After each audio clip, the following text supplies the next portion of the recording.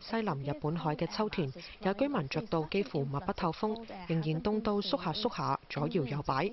日本氣象部門指，一股冷空氣正係橫過日本，為日本海沿岸地區帶嚟強風同降雪，強度係數年一遇。福井街頭人煙稀少，有居民忙於清理積雪。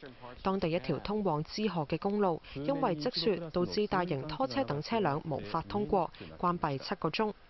青森同北海道降雪量更加達到過百厘米。新潟大風度，有人嘅遮幾乎被摧毀。受惡劣天氣影響，日本過百班內陸航班取消，影響大約7000個乘客，部分鐵路服務亦都要暫停。氣象部門預料，冷空氣會向太平洋方向移動，寒冷天氣將會惡化並持續到星期2，警告大雪可能會卡住車輛，阻塞交通，並壓住電線，釀成停電，同時有雪崩風險，呼籲民眾如非有緊急需要，唔好出街。有線電視記者伍景怡報道。